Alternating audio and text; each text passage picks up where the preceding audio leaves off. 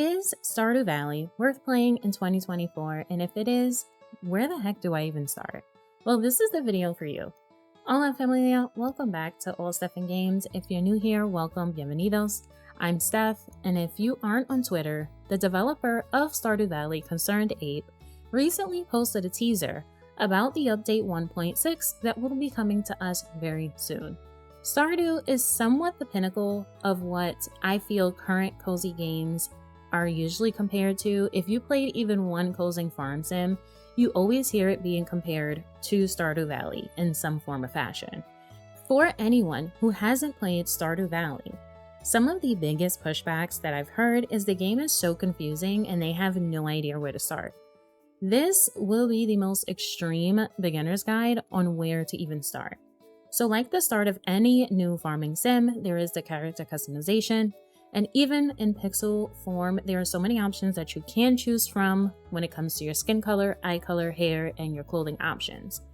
This is also where one of the biggest decisions is made, and that is choosing the farm, which it's really not as complicated as it seems. There are only 3 farms that really affect your gameplay, and it's honestly only the early gameplay that's really affected, and that is the Beach Farm, Wilderness Farm, and Hilltop Farm. I usually recommend starting with the Standard Farm or the Forest. Standard because of the amount of farmable space you get, and the Forest because it is very easy for forageable items that help with early game stamina. Now before we get into the game, in the options you can select for 1-year community completion. If this is your first go round, I wouldn't really stress this. Again, this is for very beginner people for the most chilled playthrough.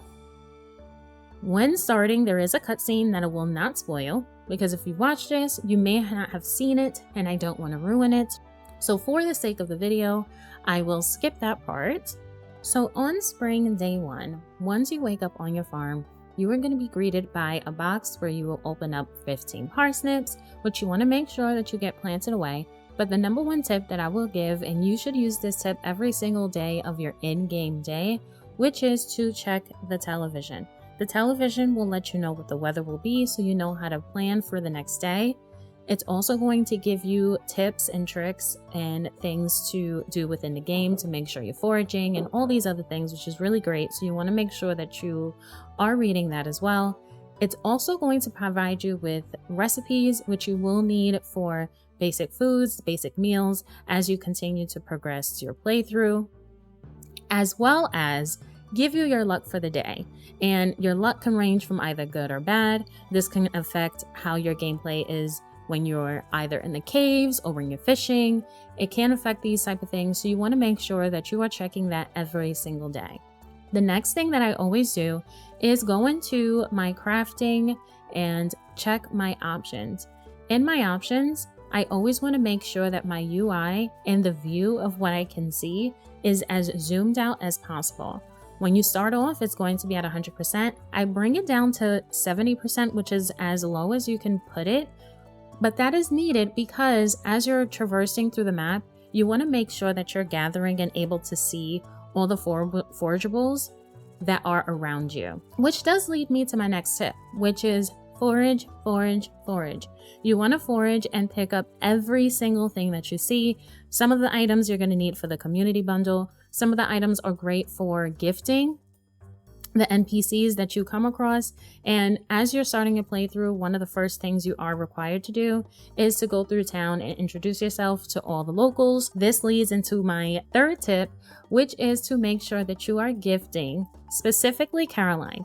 Caroline, you can find her in the early mornings at Pierre's shop. She is Pierre's wife, and you should be able to find her in the kitchen. You want to make sure that you're gifting her 2 gifts per week, as well as talking to her daily, because once you get her to a level 2 heart, you are able to get a recipe from her, which is a really great early game moneymaker. Trust me, you're going to want to make sure that you're gifting Caroline. While you're in Pierre's, you want to make sure that you purchase 1 of each crop to start planting. These crops, again, are going to be needed for the community center. I sometimes will buy 1 to 2 of each crop while I'm here because of the fact that as of right now, you cannot place a scarecrow.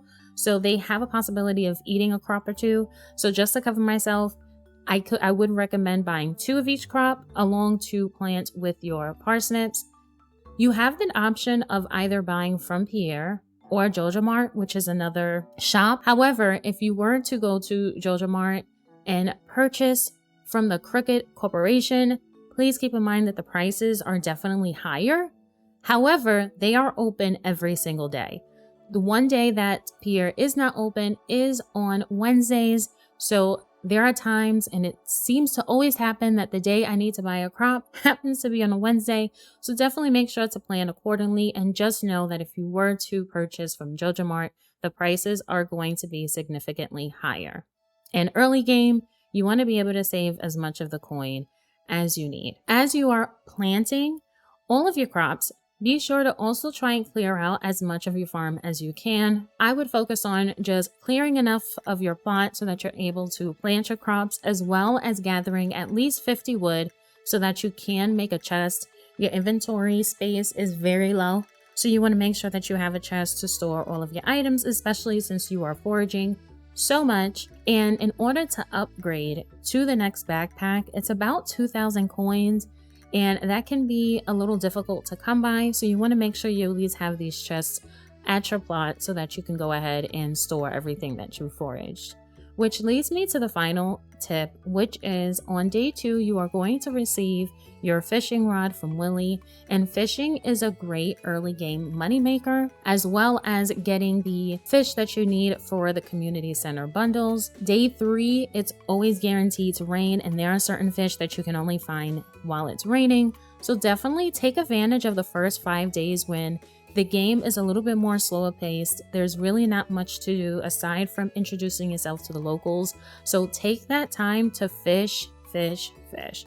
Like I said, the fishing can give you great early game money, which you definitely going to want to need, not only to upgrade your pack, but also to continue to buy crops so that you can continue to grow them, so that you can continue to sell them and do what? Make more money. So definitely make sure that you are fishing within those first 5 days. Take advantage of that time. So I give all these tips to say, yes, Stardew is definitely worth starting in 2024, whether as a beginner or even a new save as a veteran. I never get tired of this game, and it is such a comfort game for me. If you've enjoyed these tips and want more Stardew Valley content, I do stream twice a week on my channel, and I've started a 100-day series. And while you're at it, if you can like and subscribe, I would love to have you join the familia. And until next time, I will see all you wonderful, beautiful human beings later.